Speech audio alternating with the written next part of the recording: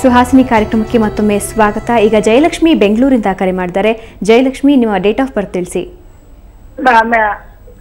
Madam, ನನ್ನ ಧ್ವನಿ ಕೇಳ್ತಿದ್ಯಾ ಸಂಪೂರ್ಣವಾಗಿ? ಹೌದು, ಕೇಳಿಸ್ತಾ ಇದೆ. ಜನ್ಮ ದಿನಾಂಕ ತಿಳಿಸ್ಕೊಡಿ ಜಯಲಕ್ಷ್ಮಿ. ನನ್ನ ಹೆಸರು ಜಯಲಕ್ಷ್ಮಿ ಅಂತ. ನನಗೆ ನಂದು ಮೊದಲಿಗೆ ಟಿವಿ ವಾಲ್ಯೂಮ್ ಕಮ್ಮಿ ಮಾಡ್ಬಿಡಿ, ಇಲ್ಲಾಂದ್ರೆ ಕರೆ ಕಟ್ಟಾಗೋ ಸಾಧ್ಯತೆ ಇದೆ ಜಯಲಕ್ಷ್ಮಿ. ಅದೇನೆ, ನನ್ನ ಹೆಸರು ಜಯಲಕ್ಷ್ಮಿ ಅಂತ ಮೇಡಮ್. ಜಯಲಕ್ಷ್ಮಿ ಅಂತ. ನನ್ನ ಹೆಸರು ಡೇಟ್ ಆಫ್ ಬರ್ತ್ ಇಲ್ಲ ನನಗೆ. ನನಗೆ ಫ್ಯಾಮಿಲಿಲಿ ತುಂಬಾ ತೊಂದರೆ ಆಗ್ತಿದೆ.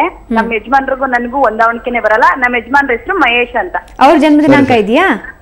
ಅವ್ರದ್ದು ಡೇಟ್ ಆಫ್ ಬರ್ತ್ ಇಲ್ಲ. ಪಂಡಿತರಿದ್ದಾರೆ, ಮಾತಾಡಿ ಅವ್ರ ಜೊತೆ. ಆಯ್ತು, ಸರಿ. ಎಷ್ಟು ವರ್ಷ ಆಯ್ತು ಮದುವೆ ಆಗಿ? 15 ವರ್ಷ ಆಯ್ತು ಸ್ವಾಮೀಜಿ. ಸರಿ ಸರಿ. ಹುಡುಗರು ಎಷ್ಟಾಗಿದ್ದಾರೆ? ಮಕ್ಕಳು ಎಷ್ಟು ಜನ ಆಗಿದ್ದಾರೆ ಅಮ್ಮ? ಇಬ್ರು. ನೋಡಿ, ಈಗ ನೀವು ಕೇಳುವಂಥ ಪ್ರಶ್ನೆ ನಮ್ಮಲ್ಲಿ ಯಾವಾಗಲೂ ಜ್ಯೋತಿಷ್ಯ ಜಾತಕ ಇಲ್ಲದೆ ಇದ್ದರೂ ಭವಿಷ್ಯ ಹೇಳಲಿಕ್ಕೆ ಒಂದು ದಾರಿ ಇದೆ. ಈಗ ನೀವು ಕೇಳುವಂಥ ಲಗ್ನ ಮೇಷ ಲಗ್ನ ಆಗುತ್ತೆ. ಹಾಗಾಗಿ ಮೇಷ ಲಗ್ನ, ಇವತ್ತಿನ ಒಂದು ನಕ್ಷತ್ರವೂ ಸಹ ಶತಭಿಷ ನಕ್ಷತ್ರ, ಕುಂಭರಾಶಿಯಲ್ಲಿ ಚಂದ್ರ ಇರುವಂಥವನು. ಇವೆಲ್ಲದರ ಮೂಲಕವಾಗಿ ನಿಮ್ಮ ಭವಿಷ್ಯವನ್ನು ನಾವು ಹೇಳ್ಬೋದು. ಈಗಾಗಲೇ ನಿಮಗೆ ಸಪ್ತಮದಲ್ಲಿ ಶನಿ ಇದ್ದಾನೆ. ಯಾವಾಗಲೂ ಸಪ್ತಮದಲ್ಲಿ ಹೆಣ್ಣಿಗೆ ಶನಿ ಇದ್ದರೆ ಅಲ್ಪ ಸುಖ ಯೋಗ ಅಂತ. ಹಾಗಾಗಿ ಉಚ್ಚನಾಗಿದ್ದಾನೆ. ಆದ್ದರಿಂದ ಸಪ್ತಮದಲ್ಲಿರುವಂಥ ಶನಿಯಿಂದ ಈ ದಾಂಪತ್ಯದಲ್ಲಿ ಸಾಕಷ್ಟು ವಿರಸ, ವಿಳಂಬ, ವಿಚ್ಛೇದನ ಇವೆಲ್ಲ ಆಗುವಂಥದ್ದು. ಮತ್ತು ಕುಟುಂಬದಲ್ಲಿ ಕೇತು ಇದ್ದಾನೆ. ಕುಟುಂಬದಲ್ಲಿ ಕೇತು ಇದ್ದರೆ ನೀವು ಮಾಡುವಂಥ ವ್ಯವಹಾರ ವಿಚಾರಗಳೆಲ್ಲ ತಲೆ ಇಲ್ಲದಿದ್ದೇ ವಿಚಾರ ಮಾಡ್ತೀರಿ ಅಂತ ಅರ್ಥ. ಅಂದರೆ ಸರಿಯಾದಂಥ ಮಾರ್ಗದಲ್ಲಿ ನೀವು ವಿಚಾರ ಮಾಡೋದಿಲ್ಲ, ಯಾವಾಗಲೂ ನೆಗೆಟಿವ್ ಆಗಿ ವಿಚಾರ ಮಾಡ್ತೀರಿ ಅಂತ. ಅದನ್ನು ಸ್ವಲ್ಪ ಕಡಿಮೆ ಮಾಡಿ. ಮತ್ತು ಲಗ್ನದಲ್ಲಿ ಗುರು ಇದ್ರಿಂದ ನಿಮ್ಮ ಆರೋಗ್ಯ, ಸಾಂಸಾರಿಕ ಜೀವನ ಎಲ್ಲ ಚೆನ್ನಾಗೇ ಇರುತ್ತೆ. ಸಪ್ತಮದಲ್ಲಿ ಶನಿ ಇರೋದ್ರಿಂದ ಸ್ವಲ್ಪ ಅವ್ರು ಹೇಳ್ದಂಗೆ ನೀವು ಕೇಳ್ಕೊಂಡು ಹೋದರೆ ಖಂಡಿತವಾಗಿಯೂ ಸಮಸ್ಯೆ ಪರಿಹಾರ ಆಗುತ್ತೆ. ಇದಕ್ಕೆಲ್ಲ ಪರಿಹಾರ ಅಂತಂದರೆ ನೀವು ಲಕ್ಷ್ಮೀನಾರಾಯಣರ ಆರಾಧನೆಯನ್ನು ಮಾಡಿ, ಶುಕ್ರವಾರ ದೀಪ ನಮಸ್ಕಾರ ಮಾಡಿ, ದಾಂಪತ್ಯ ಸರಿಯಾಗತ್ತೆ, ಒಳ್ಳೆಯದಾಗತ್ತೆ. ಈಗ ದೇವಕಿ ಬೆಂಗಳೂರಿಂದ ಕರೆ ಮಾಡ್ತಾರೆ. ದೇವಕಿ, ಜನ್ಮ ದಿನಾಂಕ ತಿಳಿಸ್ಕೊಡಿ. ಹಲೋ, ನಮಸ್ಕಾರ. ನಮಸ್ತೆ, ಹೇಳಿ. ನನ್ನ ಮಗಳ ಬಗ್ಗೆ ಕೇಳಬೇಕಾಗಿತ್ತು ಅವ್ರ ಜನ್ಮ ದಿನಾಂಕ ತಿಳಿಸ್ಕೊಡಿ. 30/6/2007. 2007. ಸಮಯ ತಿಳಿಸಿ. ರಾತ್ರಿ 8:51ಕ್ಕೆ. 8:51 ರಾತ್ರಿ. ಪಂಡಿತರಿದ್ದಾರೆ, ಮಾತಾಡಿ ಅವ್ರ ಜೊತೆ. ನಮಸ್ತೆ ಗುರುಜಿ. ನಮಸ್ತೆ. ಯಾರ್ದು ನಿಮ್ಮ ಮಗಳದ? ಇದು ನನ್ನ ಮಗಳು ಗುರುಜಿ. ಸರಿ ಸರಿ ಸರಿ. ಏನು ಓದ್ತಾ ಇದ್ದೀರಿ? ಅವಳು ಈಗ LKG ಹೋಗ್ತಾ ಇದ್ದಾಳೆ ಸ್ಕೂಲ್ಗೆ. ಅವಳ ಮುಂದಿನ ಭವಿಷ್ಯ ಹೆಂಗೆ ಅಂತ ಹೇಳ್ಕೊಡಿ, ಅವಳ ವಿದ್ಯಾಭ್ಯಾಸ ಏನು. ಸರಿ ಸರಿ. ನೋಡೋಣ ಅವಳ ಜಾತಕ ಏನು ಹೇಳುತ್ತೆ ಅಂತ. ರಾತ್ರಿ 8:50. ಯಾವ ಊರಲ್ಲಿ ಹುಟ್ಟದ್ದು? ಬೆಂಗಳೂರಾ? ಬೆಂಗಳೂರಲ್ಲ, ಹೊನ್ನಾವರದಲ್ಲಿ. ಹೊನ್ನಾವರಲ್ಲ. ಸರಿ. ನೀವು ಎಲ್ಲಿಂದ ಕರೆ ಮಾಡ್ತಾ ಇದ್ದೀರಿ? ನಾವು ಬೆಂಗಳೂರಿಂದ ಕರೆ ಮಾಡ್ತಿರೋದು. ಸರಿ. ಶನಿವಾರ ದಿನ ಹುಟ್ಟಿದ್ದಾಳೆ. ಮೂಲಾ ನಕ್ಷತ್ರ. ನಮ್ಮೂರವರೇ ಆಯ್ತು, ಬಹಳ ಸಂತೋಷ.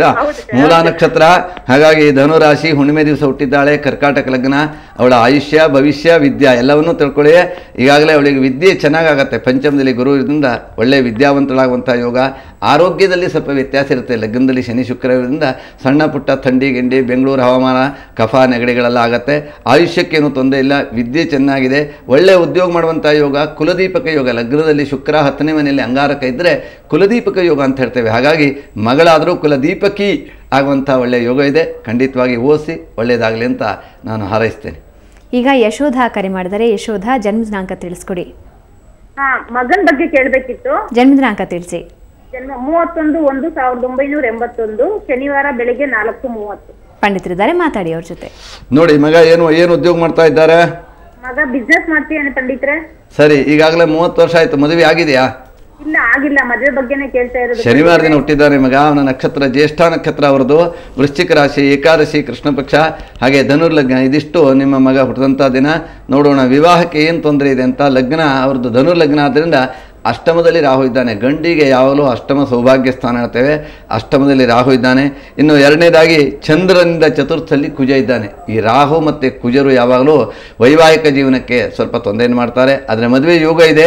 ಈ ಗಂಡಸರಿಗೂ ಮತ್ತು ಸ್ತ್ರೀಯರಿಗೆ, ಪುರುಷರಿಗೆ ಪ್ರಾವೃಜ್ಯ ಯೋಗ ಅಂತ ಇರ್ತದೆ, ಸನ್ಯಾಸ ಯೋಗ ಅಂತ. ಅಂಥ ಯೋಗ ಇಲ್ಲ. ಹಾಗಾಗಿ ಸನ್ಯಾಸ ಯೋಗ ಇಲ್ಲದೇ ಇದ್ದರೆ ಸ್ವಲ್ಪ ವಿಳಂಬ ಆದರೂ ವಿವಾಹ ಆಗುತ್ತೆ. ಆದ್ದರಿಂದ ಈ ವರ್ಷ ವಿವಾಹಕ್ಕೆ ಅನುಕೂಲವಾದಂಥದ್ದು. ಮತ್ತು ಗುರುಬಲನು ಈಗಾಗಲೇ 6ನೇ ಮನೆಯಲ್ಲಿದ್ದಾನೆ, 7ನೇ ಮನೆಗೆ ಹೋಗ್ತಾನೆ. ಜುಲೈ ತಿಂಗಳಲ್ಲಿ ಗುರುಬಲವೂ ಅನುಕೂಲ ಆಗಿರುತ್ತೆ. ಪ್ರಯತ್ನ ಮಾಡಿ. ಈಗ 31-32ನೇ ವರ್ಷದೊಳಗೆ ಅವನಿಗೆ ವಿವಾಹ ಯೋಗ ಇದೆ.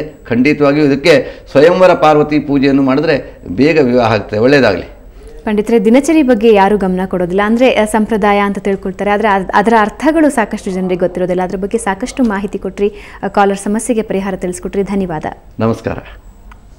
ವೀಕ್ಷಕರೇ, ಇದು ಇವತ್ತಿನ ಸುಹಾಸಿನಿ. ಕ್ಷಣ ಕ್ಷಣದ ಸುದ್ದಿಗಾಗಿ ನೋಡ್ತಾ ಇರಿ ಸುವರ್ಣ ಸುದ್ದಿವಾಹಿನಿ.